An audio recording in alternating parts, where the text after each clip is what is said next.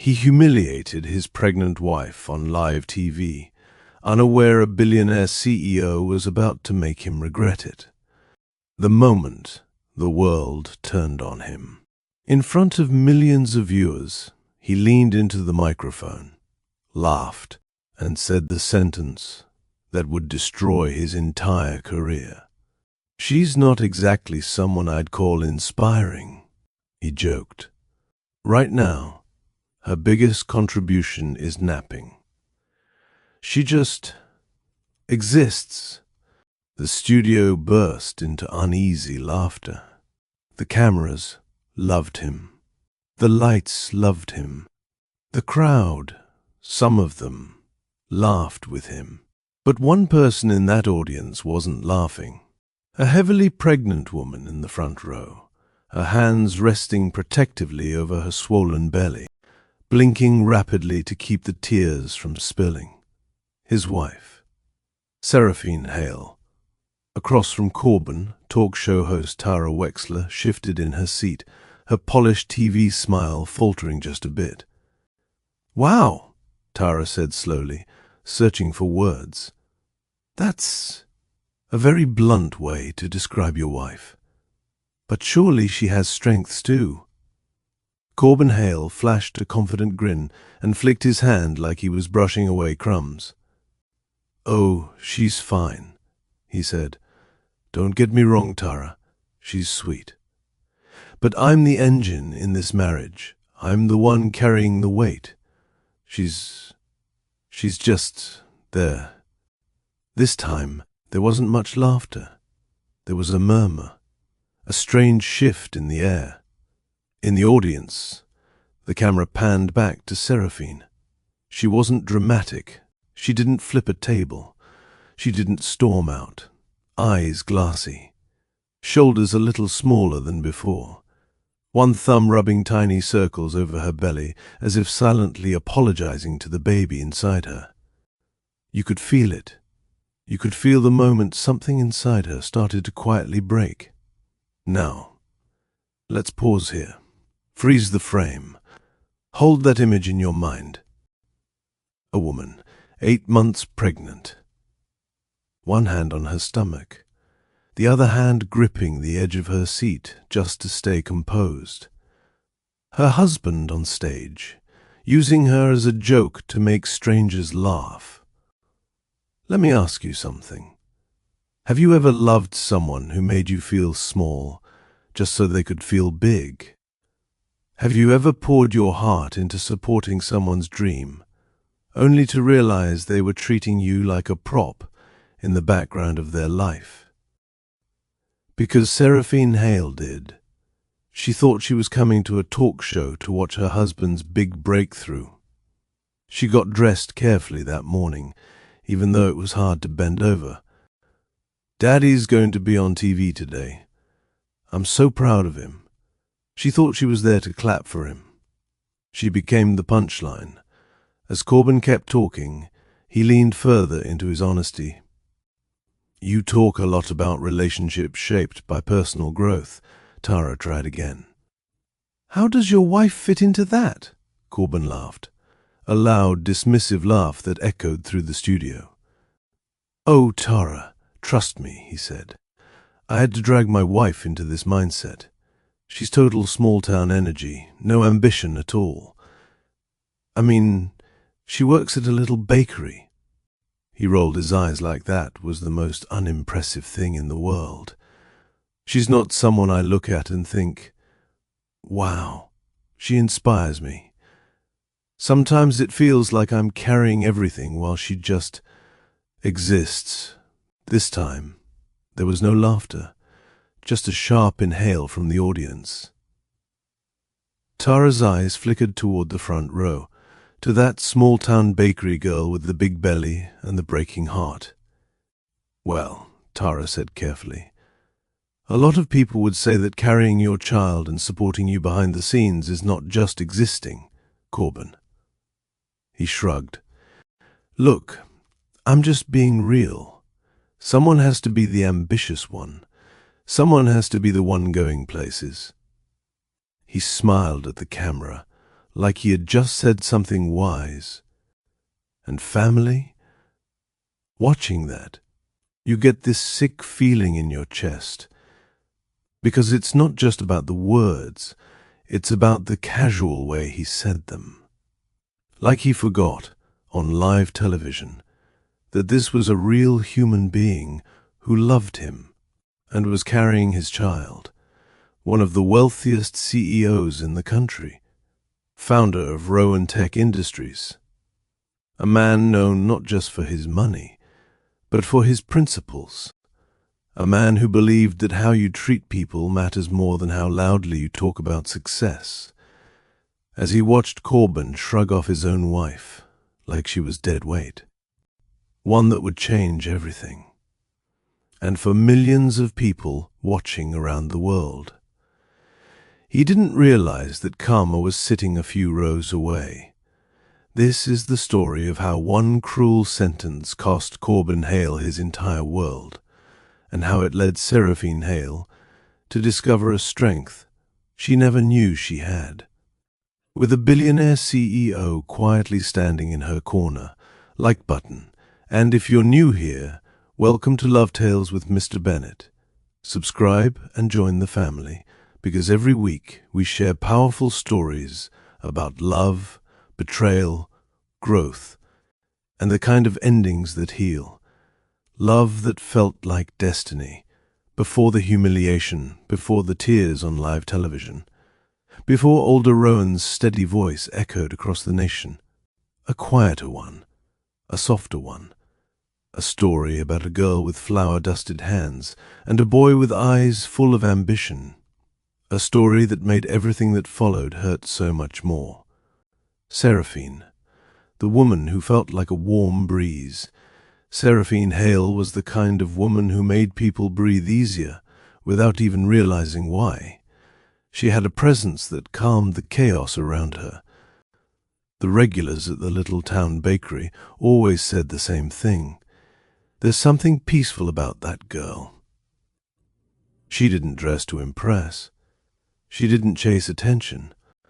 Her joy came from simple things: the smell of rising dough, the feel of sun through the bakery window, a handwritten thank you note from a customer, a quiet evening sipping warm tea on her porch. Her cinnamon pecan loaf was famous in town. People said it tasted like childhood memories wrapped in sweetness. Seraphine was soft, not weak. Soft, like a hug, like a warm blanket, like home. And she dreamed of a love that felt the same, a love that listened, a love that protected, a love that stayed. She didn't know that fate was about to bring her someone very different. Corbin, the man who believed spotlight was destiny. Corbin Hale lived like every room had a camera pointed at him. Even before social media followed him, he acted like people should.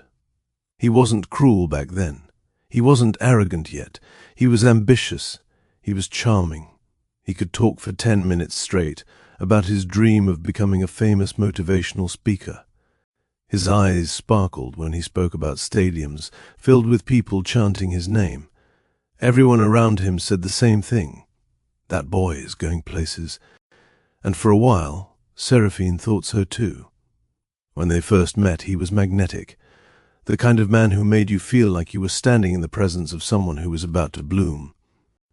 But before we get to that, let's return to the moment it all started.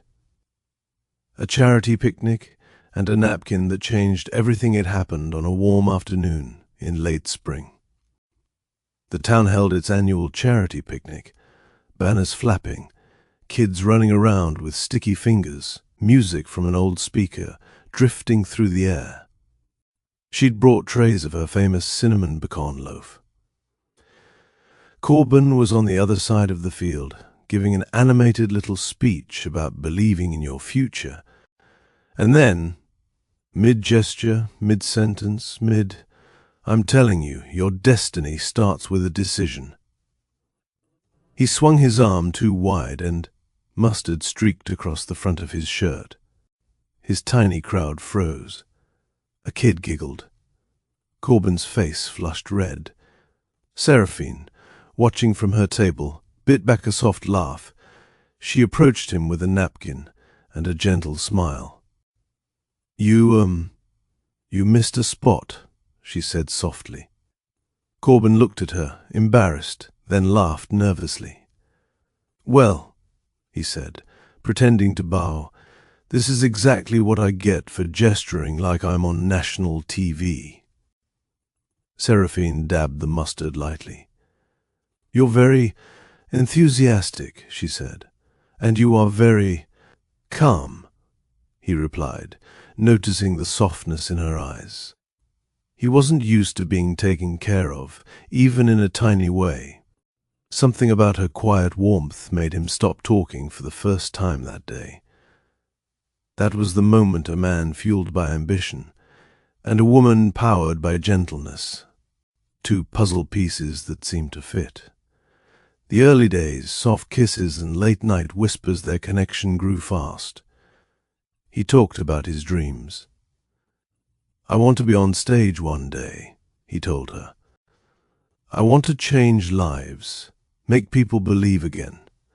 She admired that. She admired the fire in him. "You inspire me," she said once shyly. Corbyn had never heard that said so softly before. It made him feel bigger, but in a good way. He held her hand under streetlights, kissed her forehead, called her my peace. Late-night phone calls stretched until midnight. "Seraphine," he whispered once, voice sleepy, "I don't know what it is about you, but I want to be better when I'm with you. Nothing viral." Seraphine cried, nodded, and said yes. Their wedding was small. String lights. Mason jars with wildflowers. A simple lace dress. Homemade pastries baked by her co-workers. Corbyn's voice cracking during his vows as he promised to cherish her forever. And for a while, he did. They lived in a tiny apartment full of love. He rehearsed speeches in front of their closet mirror. She baked late-night treats for them. They slow danced in the kitchen. They talked about baby names before they were even trying. It wasn't perfect, but it was warm. It was hopeful. It was real. Then success started knocking, and Corbyn began opening doors without her. The shift didn't happen overnight.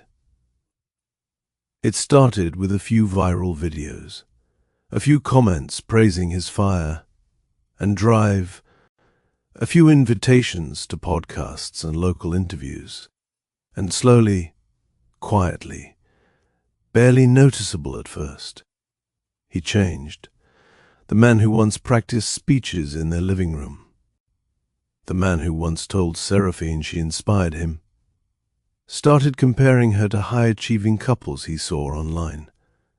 Because when you love someone, you hold on. That everything was about to change. That an invitation was coming. A big one.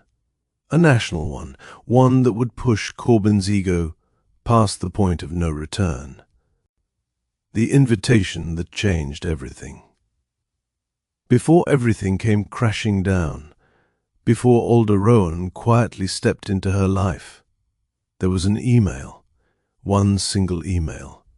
An email that made Corbyn Hale believe the universe had finally chosen him. The subject line that lit up his world, it was a Tuesday morning. Seraphine was in the kitchen, flipping blueberry pancakes lightly in a pan, humming softly. The air smelled like warmth, like butter, vanilla, and love. "Baby! Babe! Look! Look!" He waved his phone so wildly, she was afraid he'd fling it into the batter. She blinked. "What is it?" He thrust the screen toward her face. "Invitation? The Tara Wexler show. Guest appearance request her breath caught. The Tara Wexler show wasn't local news. It wasn't a podcast run from someone's garage. It wasn't a small-town radio show. A show known for taking rising personalities and launching them into industry-wide recognition. Corbin grabbed her by the waist, lifted her slightly, and spun her around. "This is it," he shouted. "This is the moment everything changes for us, for our future, for our brand." "Our," he said.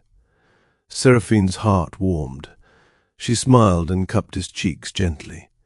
"I'm so proud of you, Corbin. You worked so hard for this." This was his dream, preparing for stardom, and forgetting the heart at home. The next few days were a blur of excitement. Corbin practiced in front of the mirror non-stop. Success starts when you stop making excuses.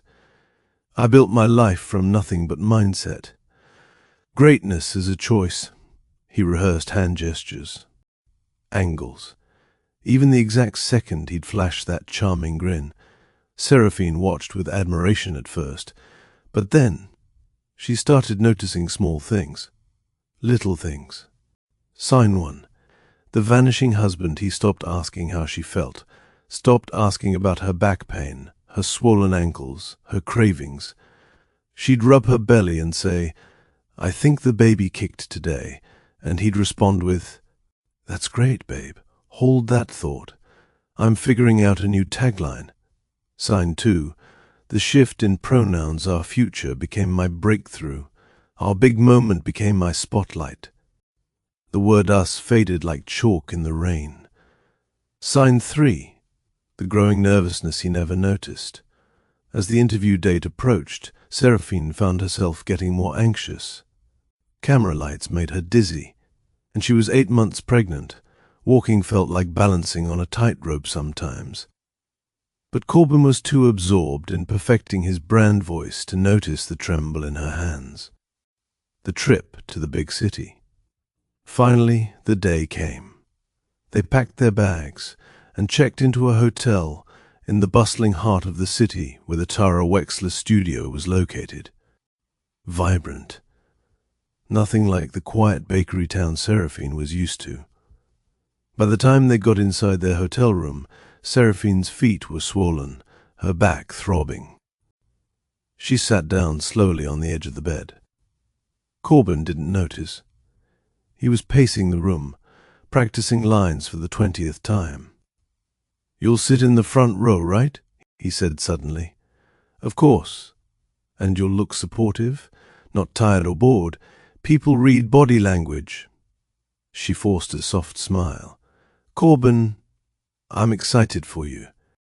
"Good." He didn't meet her eyes. Arrival at the studio, where dreams begin or break. The next morning, they headed to the studio. The building was enormous. Big glass panels, bright lights, banners of famous guests lining the walls. Staff buzzed around, cameras rolled, interns hurried with clipboards. Seraphine felt overwhelmed. Corbin felt alive. As they checked in with the receptionist, Corbin whispered. A production assistant guided them backstage. Corbin was led to a green room with other up-and-coming guests. "You're his wife, right?" the assistant asked warmly. Maybe he'd mention her sweetly during the interview. Maybe he'd shine and pull her into the light with him. She settled into her seat, gently rubbing her belly as she tried to calm her nerves. A small gesture of her kindness before the show started, she walked backstage to give the crew a small gift, a basket of individually wrapped slices of her cinnamon pecan loaf. "For the staff," she said shyly. "I know you all work very hard." They were touched, grateful. Some even recognized her from Corbin's earlier interviews. One intern whispered to another, "The lights go up." Seraphine returned to her front row seat. The house lights dimmed. The theme music started.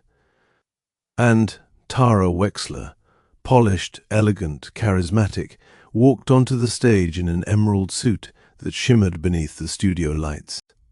The audience applauded loudly. Today, Tara smiled, We're meeting a rising voice in motivational empowerment, Corbin Hale. The audience clapped again, and Seraphine, she clapped the hardest. Despite her swollen ankles, despite her exhaustion, she clapped for the man she loved, the man she believed in, the man she hoped would shine today, and maybe remember the woman sitting in the front row, smiling up at him with all the love in the world. She didn't know that within minutes she would wish she'd never come, because the man who walked onto that stage, the humiliation broadcast to millions. The studio lights rose like a sunrise, bright, unforgiving, illuminating every face in the room. The cameras panned across the audience, capturing claps, smiles, and the eager energy bouncing through the air. Seraphine Hale sat in the very front row, 8 months pregnant, hands folded neatly over her belly, heart pounding softly beneath her calm exterior. This was supposed to be a proud moment. The moment her husband finally stepped into the spotlight he dreamed of for years. The moment she had supported him toward, encouraged him through, prayed over. The music swelled. The announcer's voice rang through the studio. "Please welcome motivational speaker Corbin Hale." Corbin stepped onto the stage with the confidence of a man who believed the world belonged to him. He waved, smiled too widely, adjusted his jacket the way he'd practiced dozens of times. He didn't glance at Seraphine, not even once, not even to share a tiny smile or reassure her with a nod. He took his seat across from Tara Wexler, the host known for her poise and polished interview style. Tara offered him a warm welcome. "We're thrilled to have you here, Corbin. You've been gaining a lot of attention online lately." "That's right," Corbin replied, leaning back comfortably. "People are finally waking up to the mindset I've been trying to spread." The audience chuckled lightly. Seraphine smiled, proud. This was his element. She believed he would do well. The first minutes were harmless enough. Tara asked about his journey, his philosophy, what motivated him. Corbin answered with charm and a practiced ease. But then Tara shifted the conversation, a small pivot, one simple question, and everything changed. The question that shattered her. "You talk a lot about relationships shaped by personal growth," Tara said. "How does your marriage reflect that?" It was the perfect setup, the perfect opportunity for Corbin to say something kind. Seraphine straightened in her seat.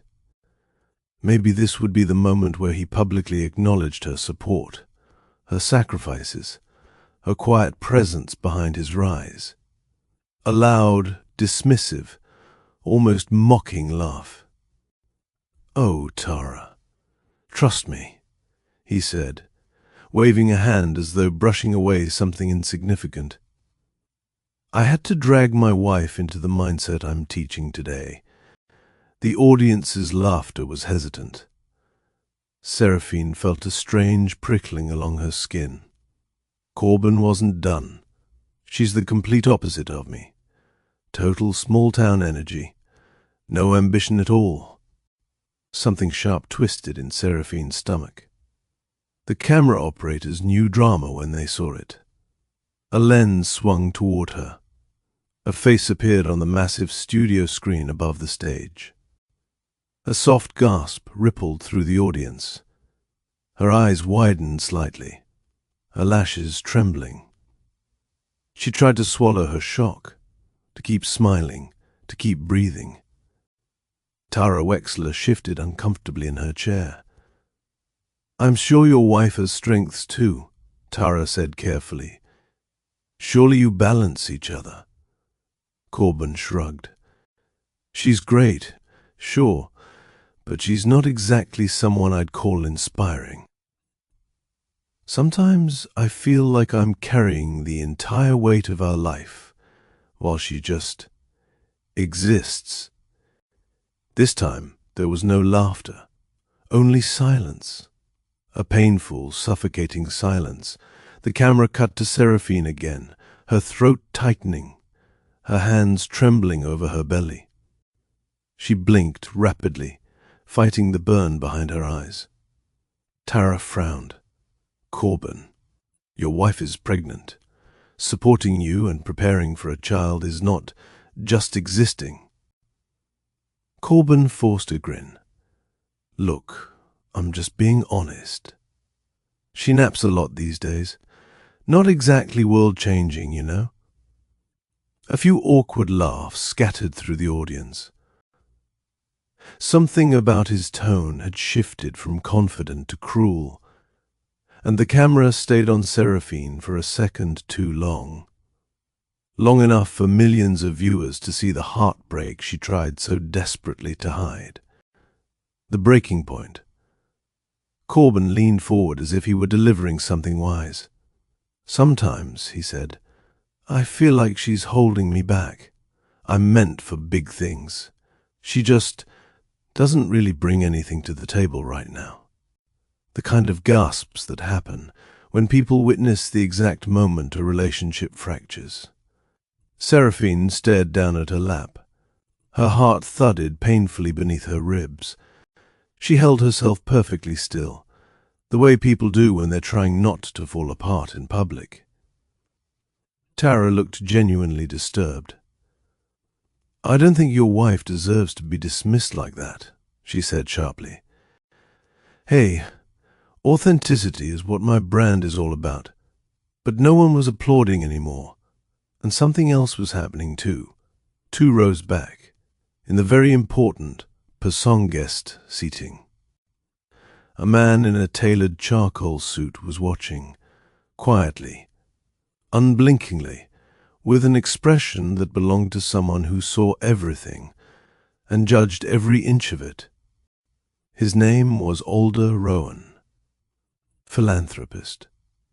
Known for his unwavering moral code and intolerance for cruelty disguised as honesty, they were on Seraphine, on the woman swallowing shards of her own dignity while her husband laughed on national television, on the fragile way she held her pregnancy bump, as if shielding her child from the words meant to wound her. His hands folded slowly in his lap. Something cold and deliberate settled in his gaze. This was not a man who ignored injustice. This was not a man who tolerated arrogance. This was not a man who watched cruelty without consequence. Corbin Hale had no idea that the most powerful person in that studio was not Tara Wexler, and certainly not him. It was the silent man watching his every word, a man who would soon reshape all their lives. The end of the segment. The moment the interview wrapped, Tara didn't smile the way she normally did. Her closing words were clipped. Corbin beamed like he had just delivered a groundbreaking performance. Too still. Behind her, the audience whispered. One woman murmured, "I can't believe he said that." Backstage aftermath, where the real damage showed when the cameras cut to commercial, the lights dimmed, but the damage remained bright and raw. Seraphine didn't move at first. She sat frozen in the front row seat, hands trembling slightly over her belly, the studio noise muffled like she was underwater. Someone touched her shoulder gently. It was Nola, her childhood best friend, who had come along for support. Nola had been seated a few rows back, and the second the segment ended, she rushed down the aisle. Seraphine nodded, unable to speak. Nola guided her backstage, shielding her with her arms like a barrier between her and the whispers still rippling through the audience. Behind the curtains, the noise softened, but Seraphine's heart raced harder. They reached a quiet corner between 2 equipment crates. Nola wrapped her arms around her, and that was all it took. Seraphine broke. Her breath hitched. Tears spilled silently. Her body shook with soft, contained sobs. Nola held her tighter. Seraphine clutched the fabric of Nola's jacket. "Why would he say that?" she whispered, voice cracked. Why would he say those things about me? About our baby? In front of everyone? Nola stroked her hair. Because he's lost in himself. Because he cares more about applause than the woman who clapped for him before anyone else did. Seraphine sobbed harder, burying her face in Nola's shoulder. She wasn't dramatic. She cried the way gentle people do, quietly, as if apologizing for it. And the cruel irony was this. The same cameras that had magnified her husband's pride had magnified her pain. Corbin arrives, proud of himself, blind to her pain. A few minutes later, Corbin marched backstage, high on adrenaline. He spotted her and grinned. Babe, did you hear the audience? That part killed. She lifted her head slowly, eyes swollen, cheeks wet. What part? She asked softly. You know, Corbin said, chuckling. She just exists. They love that one. Seraphine stared at him. You humiliated me, she whispered. On national television. Corbin frowned, confused by her reaction. Oh, come on, don't be dramatic. It's entertainment. People love the raw truth. Authenticity builds engagement. That wasn't authenticity, she said. Her voice trembled, yet somehow still sounded strong. That was cruelty. He rolled his eyes. Can we not do this right now? I have networking to do. Tara's producer said there might be future collaborations. You hurt me, she whispered. Corbin threw his hands up. You're emotional because you're pregnant. Everything feels magnified. I need you to calm down. We can talk later. Corbin walked away before she could respond. He didn't touch her shoulder. He didn't even look back. And that was the moment Seraphine realized she was truly alone in that marriage. Because someone else had seen everything. Seraphine blinked, shocked. She straightened instinctively, wiping her cheeks. Alder's voice softened even further. May I come closer? She nodded. He stepped forward, only 2 paces, not enough to overwhelm, just enough to speak softly without raising his voice. I wanted to make sure you're right, Alder said. What happened out there was not something anyone should experience. Seraphine's throat tightened. I'm fine, she whispered automatically. Really? Alder watched her with a level, perceptive gaze.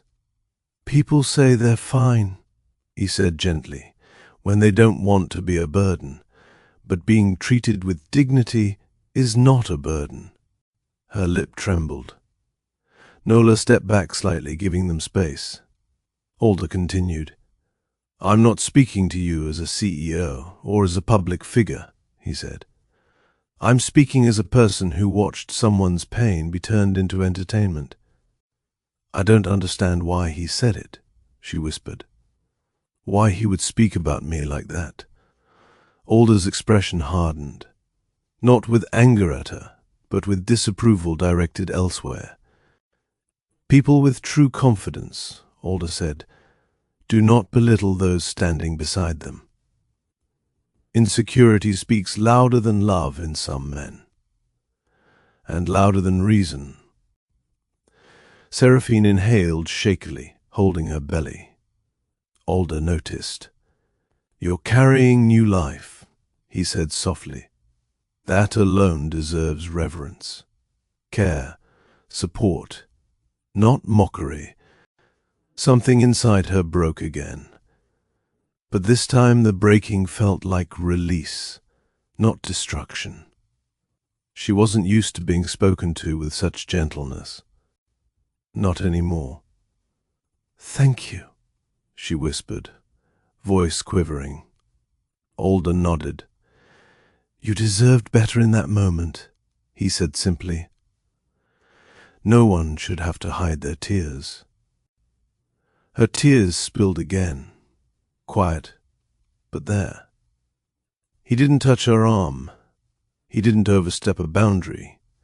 He simply stood with her in silence, a steady, grounding presence in a world that had just spun out of control. And before he walked away, he left her with a single sentence, a sentence that would echo in her mind long after this day ended. Do not let another person's insecurity rewrite your value. Then he stepped back, inclining his head respectfully.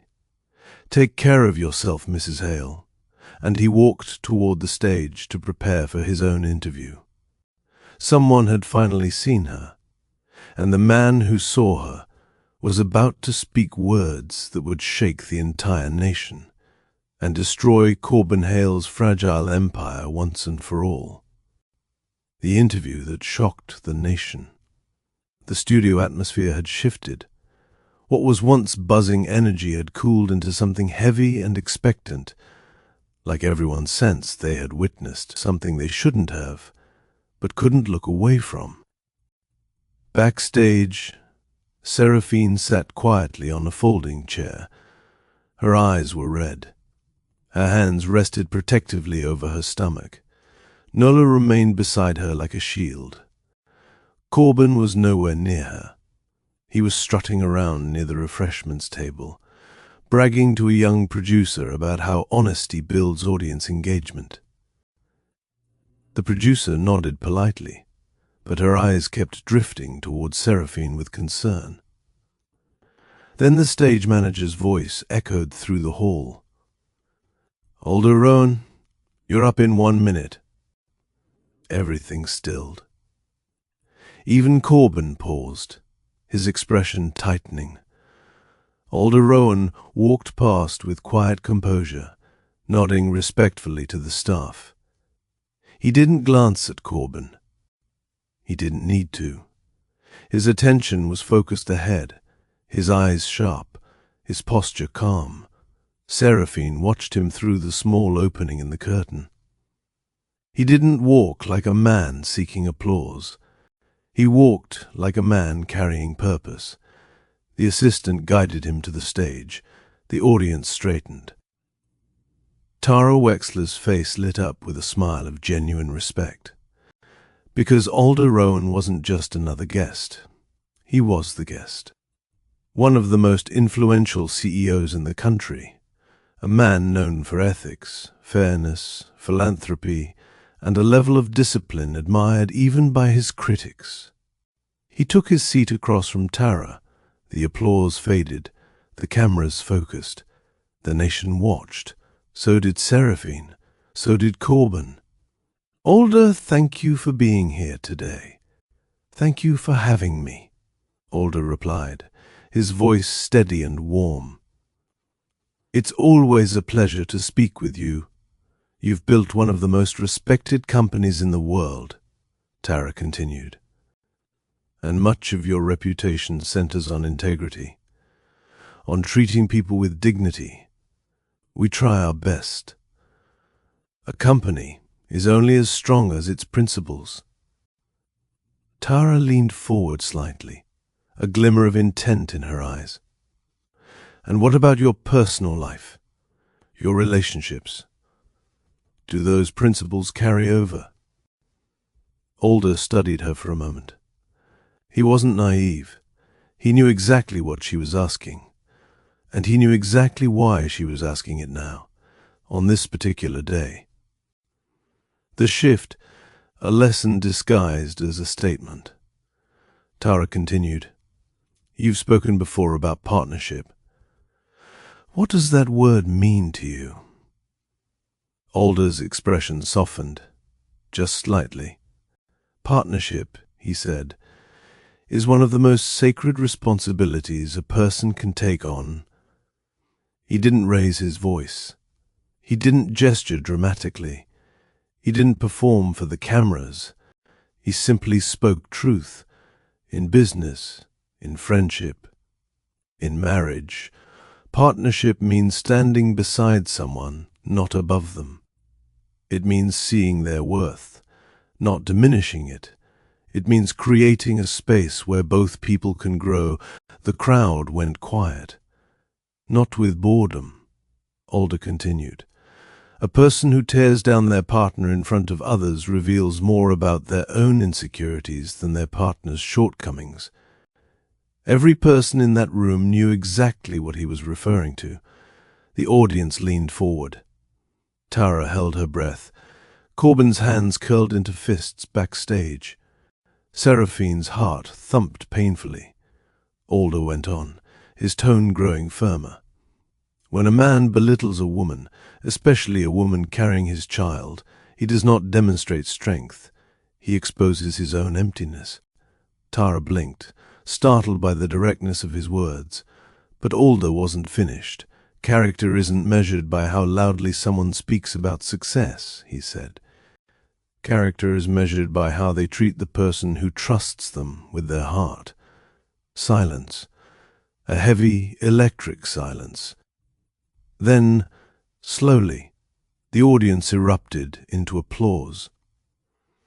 Not polite applause, but the kind of applause that comes from truth resonating deep in people's bones. A standing ovation broke out in the back rows. Backstage, Corbin's face turned an alarming shade of red. His jaw clenched so tightly the muscles near his temple twitched. "That was about me," he hissed under his breath. "He's attacking me. He's sabotaging my career." Nola, hearing him, scoffed softly. "No," she said. "He's telling the truth you tried to hide." Corbin glared at her but said nothing. Seraphine, still watching from her seat, felt something she hadn't felt since the segment ended. Validation. Someone, somewhere had stood up for her dignity, for her worth. He hadn't said her name, he hadn't needed to. The contrast was unmistakable. Corbin had used a national platform to belittle his wife. Alder had used the same platform to defend the dignity of someone he didn't even know, and the world noticed. The start of the viral storm. A producer backstage pointed at a monitor. The moment Alder spoke the line, "A man who belittles a woman, especially one carrying his child, reveals more about his own emptiness than her lack," clips began circulating online within minutes. Tagged it, captioned it. Corbin's interview was circulating too, but for all the wrong reasons. Side-by-side edits emerged, a Corbin mocking Seraphine, Alder speaking gently about dignity. Tara's uncomfortable reaction. Seraphine swallowing her pain. Audiences gasping. The internet was choosing sides, and it wasn't choosing Corbin. Alder's interview ended with a simple handshake and respectful nod. No need to state the obvious. The moral was clear. Respect speaks louder than ego, and dignity, once defended, begins to rise again. The downfall starts with a click. While Alder Rowan wrapped up his interview to overwhelming applause, Corbin Hale stood behind the curtain with a face that looked ready to crack. He wasn't thinking about Seraphine. He wasn't thinking about the baby she carried. He wasn't thinking about the pain he caused. He was thinking about Alder. "That was an attack," Corbin muttered to himself, pacing. "He targeted me. He used his platform to drag my name. He didn't see the hypocrisy, the double standard, the cruelty he himself had just broadcast." Behind him, Nola whispered to Seraphine. She was exhausted. Something inside her had gone quiet, like a candle that had burned too long and finally dimmed. Back at the hotel, Corbin versus reality.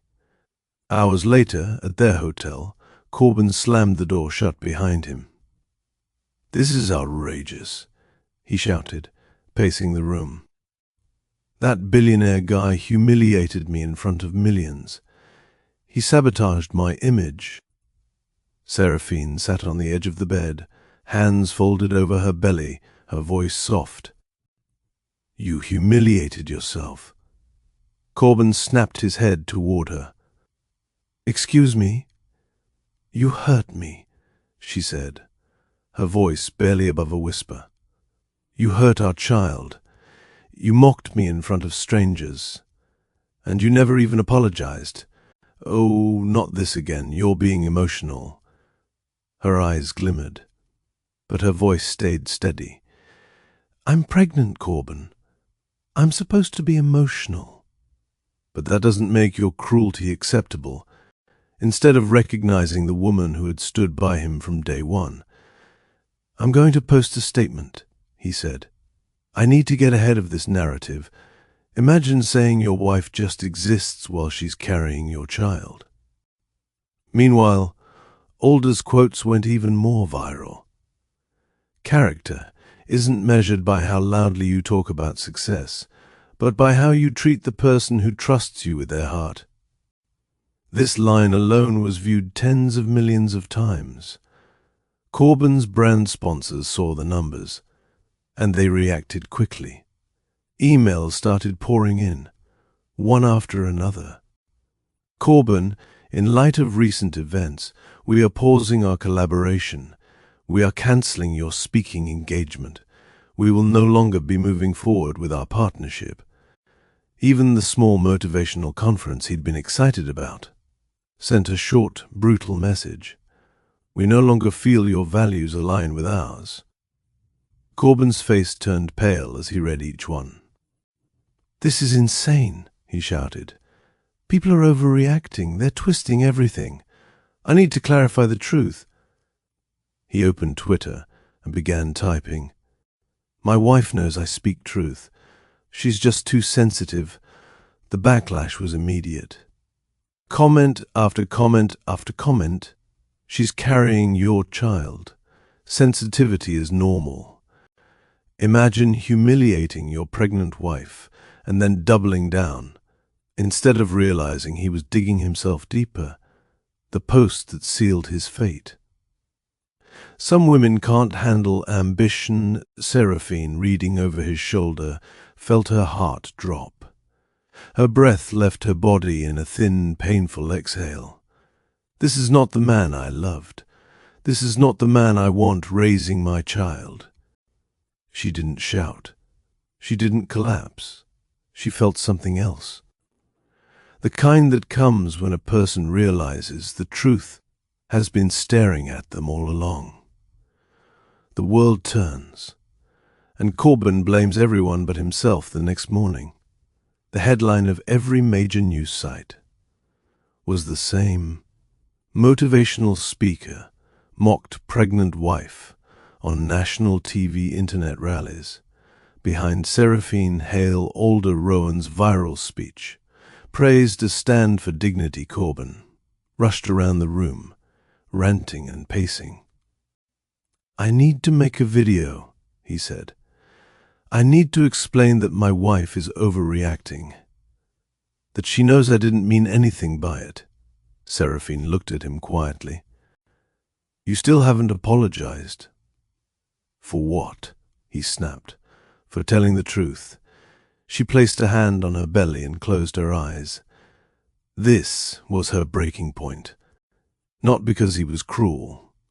She opened her eyes and stood up slowly. I need to breathe, she said.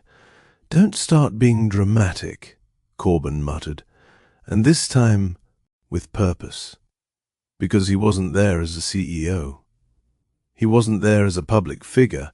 He was there because he had seen a woman break quietly. The morning after the televised disaster felt strangely quiet. Too quiet. Traffic rushed past the hotel entrance. People moved with purpose, but Seraphine Hale stood still. She needed air. She needed a moment untouched by Corbin's spiraling anger. A moment where she wasn't someone's punchline. Her hand rested on her stomach as she stepped outside. The hotel overhang cast a wide shadow, shielding her from the morning glare. It slowed to a stop. The rear door opened. Alder Rowan stepped out.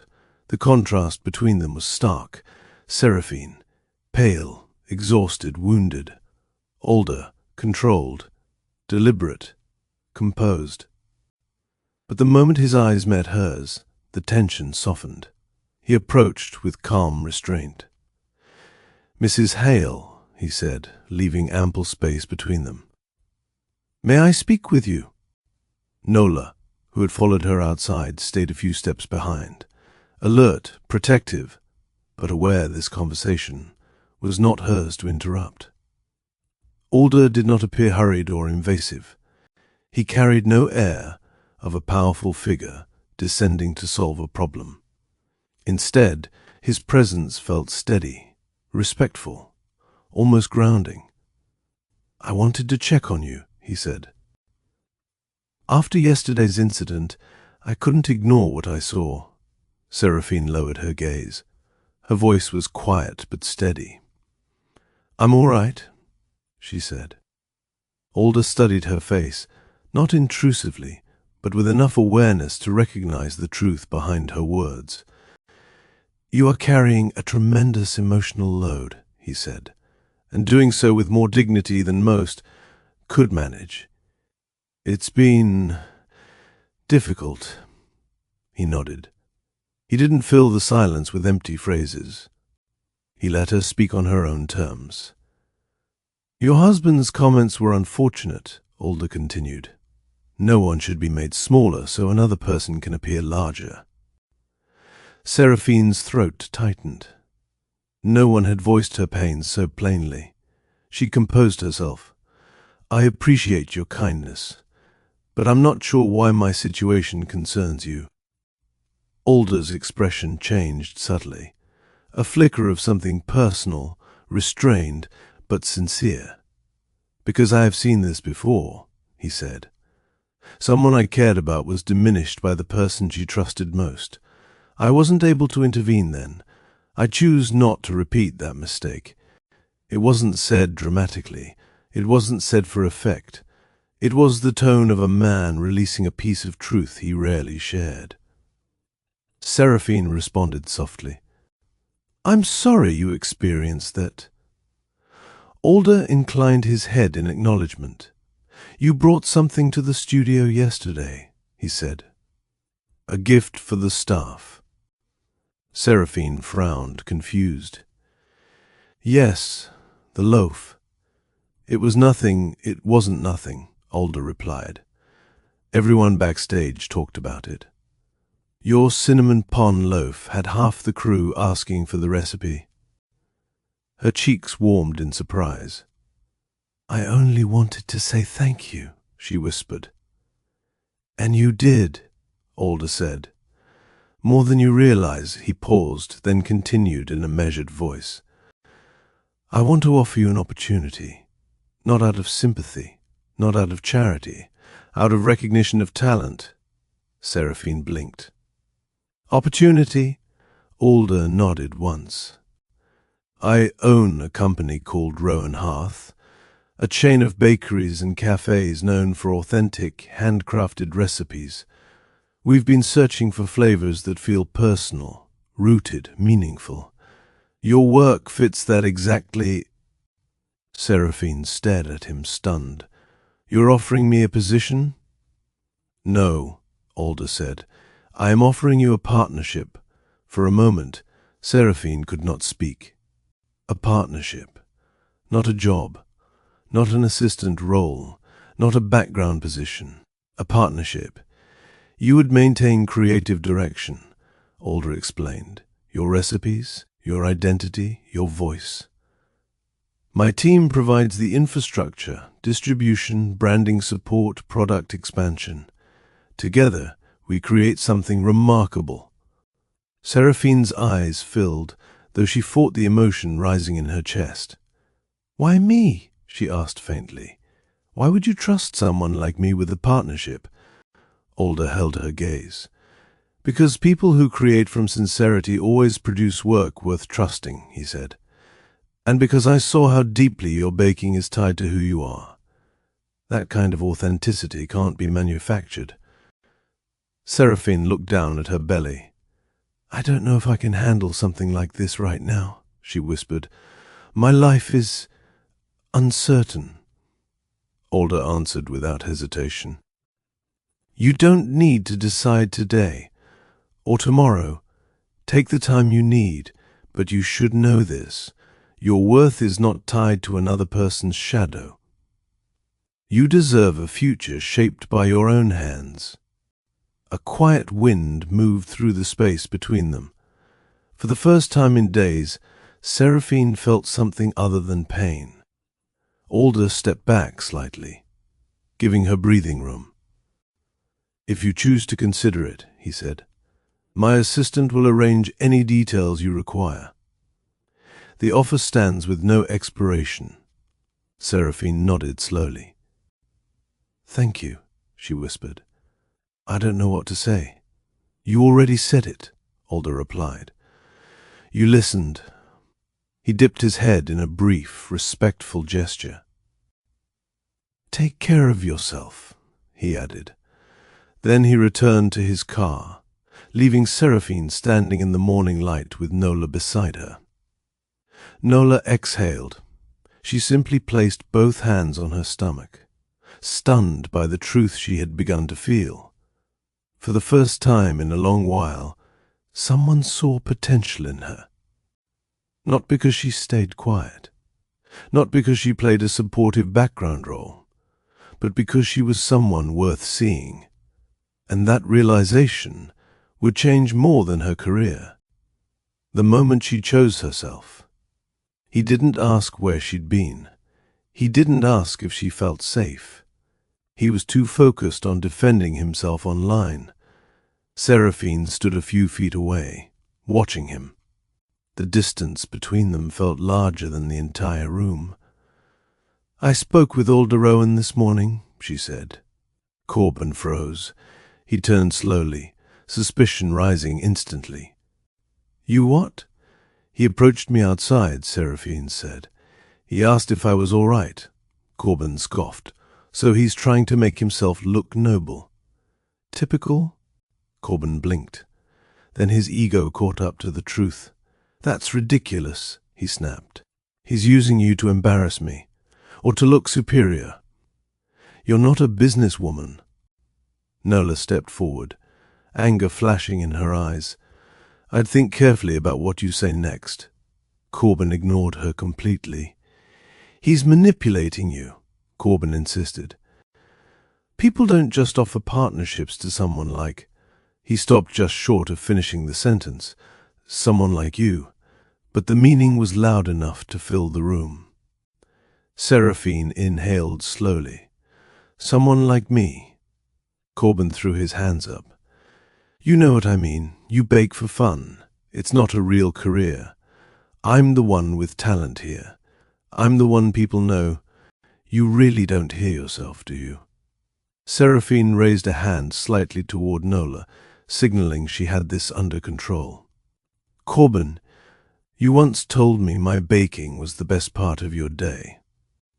The words hit harder than any shout. Seraphine had supported every one of his dreams. She stayed up editing captions, filming his videos, rehearing his lines with him. And now, carrying their child, she was being told her ambitions, her talent, meant nothing.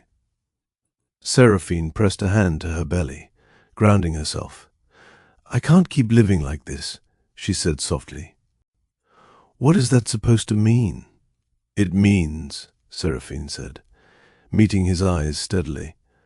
I cannot stay in a marriage where I am spoken about like a burden, where I am treated like background, where my pain is dismissed, where my worth is invisible to the person who vowed to protect it. Corbin's voice rose in a panic she had never heard before. You're saying you want to leave? Now, when everything is falling apart for me. Seraphine didn't look away. You started falling apart long before today.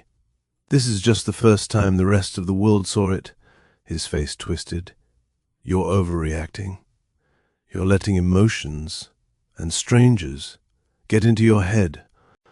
I'm letting reality finally guide me, she said. Corbin stepped forward, desperate. You'll regret this, he hissed.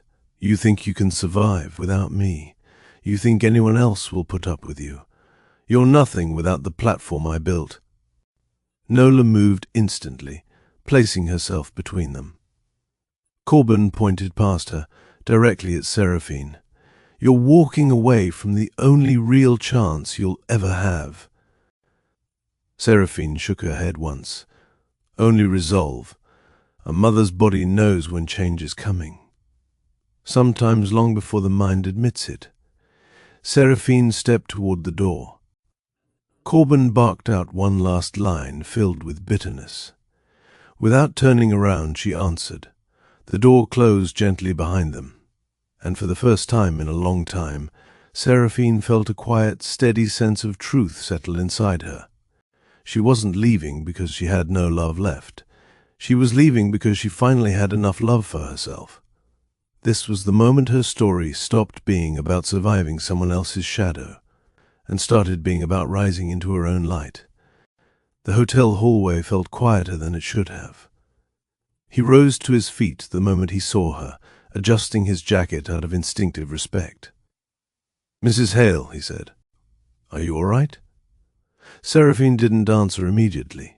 She wasn't used to being asked that question sincerely. Nola spoke calmly. She needs to leave the hotel. Alder understood without further explanation. Of course. You're welcome to ride with us.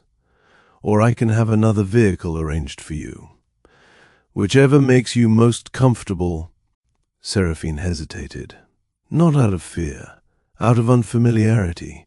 She wasn't used to having options. Alder shook his head once. You're not an inconvenience. You're a guest my conscience won't allow me to ignore. The choice was hers, and for the first time in a long time, her choices mattered. She stepped into the car. Nola joined her. The door closed softly, and with it, Seraphine felt something old finally shut behind her. A safe place to land. Alder didn't speak much during the drive. He didn't probe.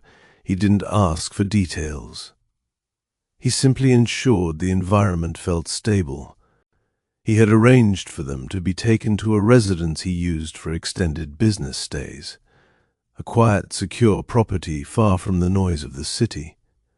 Inside, the staff greeted Seraphine kindly, aware only that she was a guest who needed peace.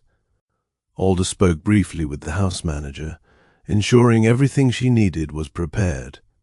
A comfortable guest room, soft lighting, supportive seating, and access to whatever medical assistance she might extravagance. It was dignity. She stood near the window, hands loosely clasped. You're safe here, he said. Stay as long as you need. Seraphine's voice was quiet. Thank you. You don't owe me anything, he replied. You deserve a space to breathe. Nola gave a grateful nod from the sofa. For the first night in months, Seraphine slept deeply. The first step toward herself. 2 days later, after rest, nutrition, and a steady environment, Seraphine felt clearer than she had in a long time. Alder arrived with a folder.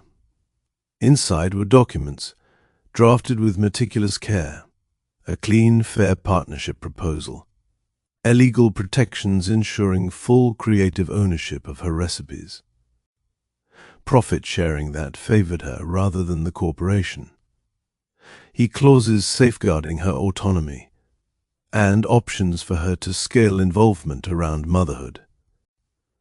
Seraphine looked at the papers slowly, absorbing the seriousness behind them. This seems too generous, she said softly. Alder sat across from her, hands folded. Talent should be valued, he replied, and integrity should be rewarded. She shook her head slightly. I'm not used to people offering me things, because they believe in me. That doesn't mean you don't deserve them. Seraphine took a long breath. What if I fail? She whispered. Older answered immediately, without hesitation. Then you will learn, and you will try again. Failure is not a verdict. He leaned forward, meeting her eyes. You baked with sincerity long before anyone thought to notice. That is the foundation of craftsmanship. The rest can be built in time. The room fell silent. Something inside Seraphine shifted, not abruptly but gradually, like a sunrise easing over the horizon. She finally nodded. I want to do this, she said. Not to prove anything, but because, for the first time, it feels like it's mine. Alder allowed a small, genuine expression of approval. Then we'll begin.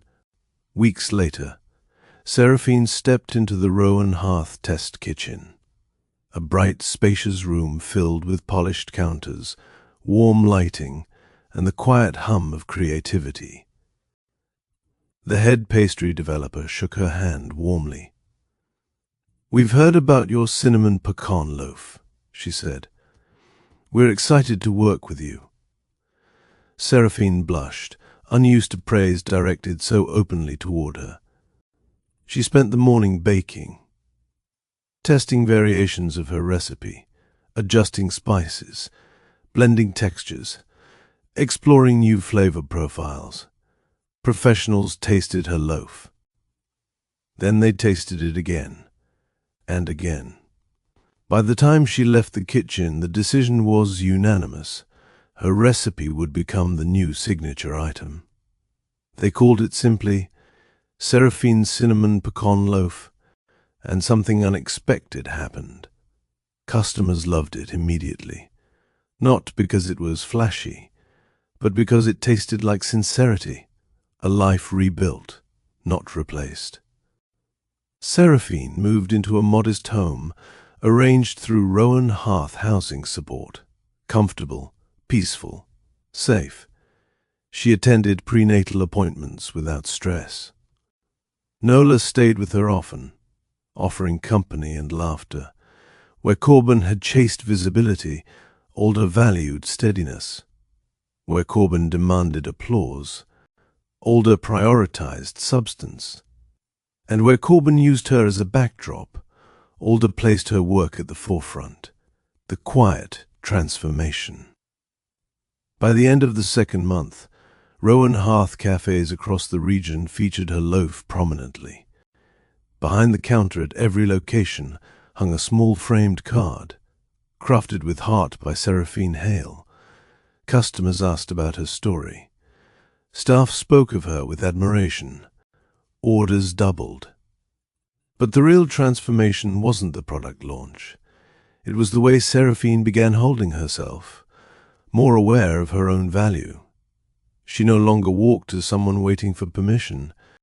She walked as someone who had finally claimed her place, and the world noticed, stronger. And finally at peace. The final weeks of Seraphine's pregnancy passed with a steadiness she hadn't known in a long time. No raised voices, no mockery, no tension carving itself into her shoulders, just calm.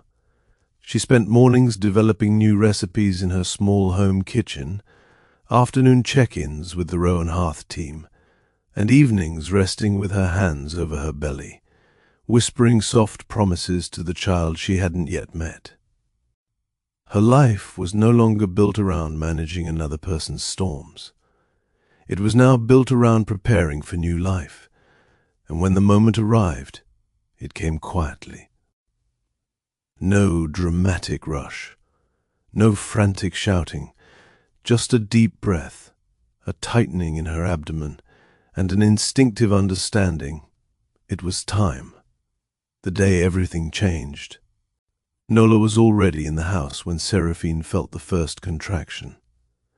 She watched Seraphine closely, saw the shift in her expression, and moved with composed urgency.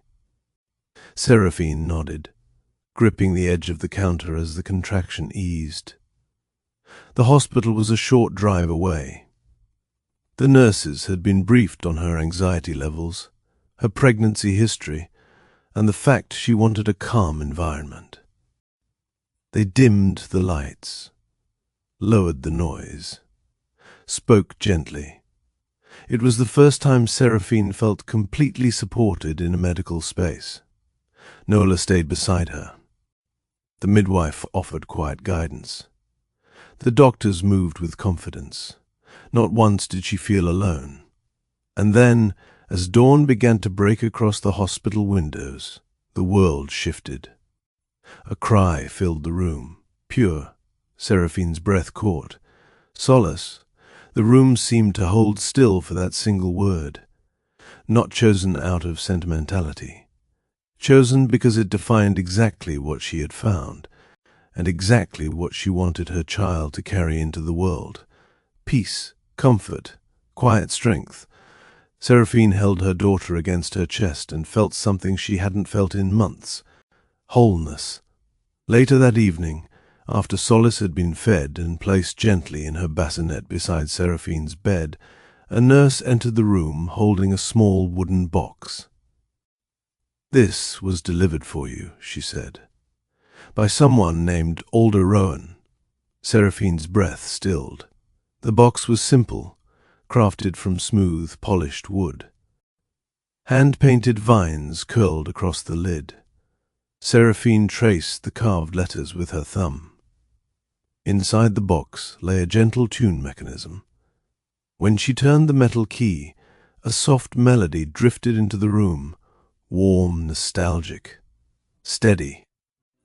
This was not a grand gesture meant to impress. This was a simple gesture meant to honor, and that distinction mattered. "No one has ever looked at you the way that man does," she said. And now he saw her daughter with that same respect. A new beginning. Over the next few weeks, Seraphine settled into motherhood with a steadiness she hadn't expected. Rowan Hearth arranged for her to work remotely during her recovery. Her recipes were selling at rates none of them had predicted. Customers wrote reviews praising the authenticity behind her creations. But the greatest change wasn't financial. She wasn't the woman who had sat crying backstage while the world watched her pain. She wasn't the woman who stayed small to protect someone else's pride. A creator, and a partner in a growing company that valued her mind and her craft. Her daughter slept beside her each night, her tiny breaths in rhythm with Seraphine's own. In the quiet moments, Seraphine would lay a hand on Solace's back and whisper, "You will never feel invisible. Not a single day." The first meeting with Alder after the birth. 6 weeks later, Seraphine was invited to the Rowan Hearth headquarters for a product review meeting. She dressed simply, holding Solace in her arms, her movements steady and confident. Nola accompanied her for support. When they entered the building, staff smiled warmly. No one looked at her like she was fragile. No one treated her like a burden. Alder was waiting in the main conference room. Seraphine hesitated for half a second, then nodded. She placed Solace into his arms. Alder held her with an unexpected gentleness, adjusting her carefully, supporting her head with expert precision. Seraphine watched him. The way he looked at her daughter, the way his shoulders relaxed, the way he seemed to treat the moment as something significant. Not romantic, not rushed. A possibility. Alder looked up. "Thank you for helping me find my footing again." The fall of Corbin Hale. It happened in stages, sharp, humiliating stages he never saw coming. Because Corbin's greatest flaw had always been this. He believed consequences were for other people. Every platform replayed his dismissive laugh, his comments about carrying the entire weight, his casual cruelty toward a partner who had been 8 months pregnant. Commentary channels analyzed his body language. Relationship experts discussed emotional belittlement. Public forums branded him a warning sign. But Corbyn's reaction was always the same. His event bookings evaporated in days. What was once a busy calendar became an empty grid of grey squares. A conference organizer emailed him directly. "Your presence would undermine the values we promote." A brand partnership he had boasted about for months sent a single-line message. "We are terminating our agreement effective immediately." Even small podcasts, shows he once viewed as beneath him, declined to feature him. No platform wanted to be associated with a man who humiliated his pregnant wife on national television. Corbyn blamed everyone except the one person responsible. Stage 3, the failed comeback. In his desperation, Corbyn recorded a video. He didn't apologize. People need to stop being sensitive. Commenters did not hold back. "You mocked your pregnant wife. You're not being cancelled. You're being held accountable." He accused Alder Rowan of orchestrating a plot to ruin him. He said anyone who supported her was misled. Every video confirmed what viewers already suspected. Stage 4, the personal unraveling. With no income, no prospects, and no platform left to defend him, Corbyn's world shrank quickly. The apartment he once bragged about, gone. The sponsorship perks he flaunted, gone. The public admiration he depended on, gone. Even some of his once loyal followers abandoned him, admitting publicly that they had ignored warning signs. The silence hit him harder than the criticism. He wasn't built for silence. It forced him to sit with himself. It forced him to confront a truth he had spent years avoiding. He had built a career on telling people to take responsibility, but he had never once taken his own advice. Stage 5, the message he should have sent months ago. Late one evening, alone in a rented room half the size of his old living space, Corbyn typed a message to Seraphine. Just a bitter demand. "You owe me support. This is your fault too." He waited for a response. Not that night, not ever. Stage 6, the day reality hit him. A few weeks later, Corbyn flipped on the television during a slow news hour. A report appeared. Rowan Hearth announces major expansion featuring partner-created recipes. The headline showcased Seraphine's name. A short video played of her loaf being made in one of the chain's bakeries, crowds gathering to taste it. Her name was spoken with admiration, her presence with sincerity. Success he had once dismissed as a hobby, a woman he had taken for granted. His voice cracked as he whispered to the empty room. But this time there was no audience to cheer him, no spotlight to distract from the truth. Stage 7. Acceptance or denial people often reach a crossroads when confronted with their own downfall. They either accept the truth and grow, or double down on the lies that broke them. Corbyn stood on that crossroads with no one left to guide him. What he chose next would decide whether his story ended in bitterness or in the slow, painful beginning of change. But one thing was certain. He could no longer pretend he was the victim. And he could no longer ignore the fact that Seraphine had risen far beyond the shadow he tried to cast over her. Seraphine Hale no longer lived in the shadow of anything. Not a marriage, not a man's ambition, not the pressure to stay small. She lived in a home filled with sunlight, soft blankets, and the gentle rhythm of a baby's breaths. Solace thrived, calm, observant, endlessly curious. She stared at the world with a softness that reminded Seraphine of everything she'd fought to protect. One morning, as Seraphine sat feeding Solace near the window, something occurred to her. She had not thought about the old pain in weeks. It no longer sat in the corners of her mind. It no longer tugged at her shoulders. It no longer defined her days. She had stepped into something entirely her own, and the world had stepped forward to meet her. Rowan Hearth flourishes. The launch of Seraphine's recipes sparked a wave of attention, not the shallow kind she used to witness in Corbyn's world, not numbers chasing validation, real attention. Families drove across town to buy her cinnamon pecan loaf. Older customers said the flavors reminded them of home. Younger ones said it tasted like comfort they didn't know they needed. In every location, an identical small frame hung proudly, crafted with heart by Seraphine Hale. What made the success powerful wasn't fame. It was authenticity, something Seraphine had always possessed, but had never been encouraged to embrace. The bakery chain announced a new collaboration line featuring seasonal recipes she designed. Her ideas expanded into pastries, spreads, and a signature warm drink. She became not a face on a poster, but a creator with a voice, a professional with direction, a mother with calmness, a woman with renewal. Older Rowan, a steady presence. Older continued to check in periodically, not out of obligation, but because that was who he was. He kept a respectful distance, always letting Seraphine determine the pace of their interactions.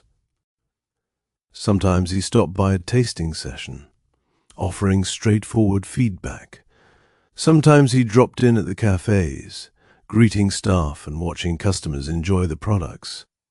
And sometimes, on quiet afternoons, he visited Seraphine's office at Rowan Hearth headquarters simply to ask, "How are you managing everything?" Not in a performative way, with sincerity. Their conversations grew naturally from that starting point, slow, steady, honest. Seraphine never felt pressured, never felt overwhelmed, never felt expected to fill a role she wasn't ready for. Older treated her the same way she had learned to treat herself. One afternoon, he arrived for a product meeting and found her holding solace in one arm, reviewing tasting notes with the other. He paused in the doorway. "You're balancing more than most executives I know," he said. "I'm learning," Older nodded with quiet approval. "You've built something steady, something lasting." Older approached slowly, letting her touch the edge of his sleeve. Seraphine watched them both. It struck her then, in a soft, undeniable way, that her life had shifted into something stronger than survival. It had become growth, not because Older entered it, but because she had reclaimed it first. Anything beyond that, naturally, on her terms. She did not check his social media. She did not follow the commentary. She did not ask mutual acquaintances. She no longer lived in reaction to his presence. She lived in response to her own direction. She had forgiven herself for the years she spent shrinking, and she had forgiven the version of herself who thought she had to. She smiled softly at the carving. Seraphine placed her hands on the countertop and realized, with calm certainty, that the fear, the shrinking, the self-doubt, she breathed in. She breathed out. And she let the moment settle. She was ready for whatever future unfolded next, a future with open doors. Several weeks later, Seraphine walked into a Rowan Hearth boardroom to present her next line of recipes. Older sat at the far end of the table. When she finished her presentation, the entire room applauded. Older met her eyes. There was no rush, no pressure, just acknowledgement, and something warm, steady, and new. After the meeting, he approached her as she packed her notes. "You've come a long way," he said. "Thank you," she replied. "But I didn't do it alone." He shook his head. You would have arrived here with or without me. Some people simply need space to rise, their eyes held for a quiet moment. A new chapter stood quietly between them. Not defined, not demanded, just possible. Seraphine lifted Solace from her carrier and held her gently. Alder watched the child with the same softness he had shown since the day she was born. Seraphine felt a warmth in her chest, not the frantic rush of infatuation, but the beginning of something grounded and real. Her story did not end in heartbreak. That was the true rise of Seraphine Hale. Before you go, take a moment to breathe and think about Seraphine's journey. If her story touched you, if you've ever had to rebuild yourself, if you've ever walked away from someone who couldn't see your worth, or if you've ever risen from a place you thought would break you, then this is your space. This is your family. This is your home for stories that remind you what strength really looks like. So if this message reached your heart today, I invite you to join our growing community. Like this video, share it with someone who needs encouragement, and in the comments tell me this: